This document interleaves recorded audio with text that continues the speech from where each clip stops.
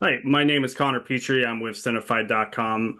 It's fantastic to get to speak to the two of you. This film really tugged at my heart as far as it just felt very nostalgic with how sweet and how much it wore its heart on its sleeve. This first question is directed towards you, Dan.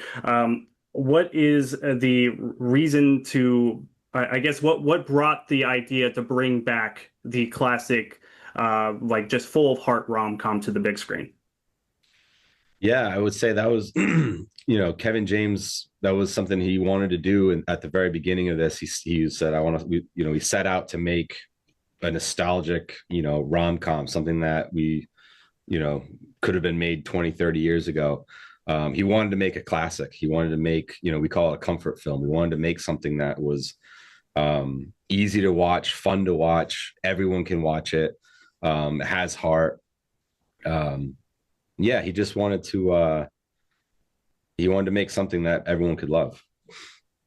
I mean, it's very easy to really dive into this and just kind of have it kind of gloss over you while you're just kind of watching and fully absorb into Rome and the whole situation that's occurring. There's a really fun moment near the middle where ultimately a fight breaks out at a party. But before that, there's a karaoke type moment between Neil and Julian's character with "Drift Away." I was just wondering, was that song always intended in the script, or because it felt very, and were those dance moves in the script? Because those dance moves felt very genuine. You can't So, be taught those dance moves, my friend. They just got to come naturally. As far as I, from the versions I read, it was always "Drift Away," Dobie Gray.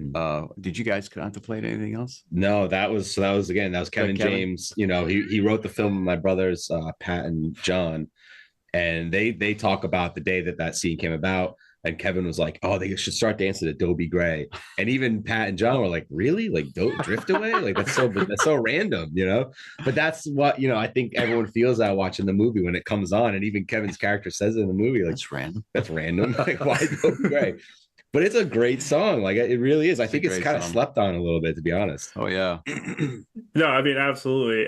And obviously, there's been quite a phenomenon online with the TikTok page of Matt Taylor. You get so much prelude to the character ahead of the film, and you get the little montage at the beginning. But what kind of brought the idea of having this social media account of Matt Taylor leading up to the film? Because you have so much interactions with people in the comments being like, "Is this Kevin James? No, this is my art teacher." You have people kind of going around, and then obviously advertising the film. But what brought that about to have something like that be the advertising leading up to the film? I don't know. I don't know who Matt Taylor is. It's a real guy. No, I'm kidding. I think it was an idea my brother John and Pat came up with, where we're talking about a bunch of marketing, and they both kind of had the same idea. They were like, "What if how could we get people to fall in love with Matt's character before the movie begins?" And so that was one of the ideas. And so they said, what's the best platform? TikTok and Instagram. And so they said, why don't we just create an Instagram, TikTok account for Matt Taylor's character before he meets Heather? And so, Yeah. Kevin was like, I love it. And so he dove right into that. I actually got a comment on a post from our Fallon appearance last night. Somebody's like, "That guy looks like Matt Taylor, Mr. Matt Taylor." Mr. Matt Taylor. And part of me thought, like, I wonder if he only knows Mr. Matt Taylor. That's funny. Yeah, you never know. I mean, he's definitely built a life of his own outside of Kevin James.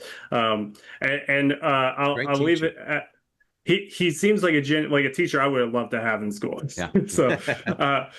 I'll leave it at this. I was wondering, are there any, whether it be from a writing standpoint or from the way that you took your character of Neil, Jonathan, are there any inspirations from previous rom-coms out there that really that really made you perform or write the script this way? No, I think I just wanted to bring as much humanity to and pathos to Neil as somebody who genuinely wanted to help. I kind of saw Neil as the angel on Matt's shoulder, and Julian was the devil trying to get him to like, nah, forget about her. And I'm like, no, no, no, no, you got to do this the right way, and really, you know, try to bring a sense of healing, because Neil's versed in healing. It's not quite the right kind of healing that Matt needs. He's not quite qualified, but his heart is in the right place. I mean, that's a great way to put it. I did not even pull that into my mind until now, where it is like the devil and the angel on his shoulders. Yeah, that's great. But thank you so much for your time. I mean, I really did enjoy the film, and I can't wait for people to check it out. Thanks, Connor. Appreciate it, man.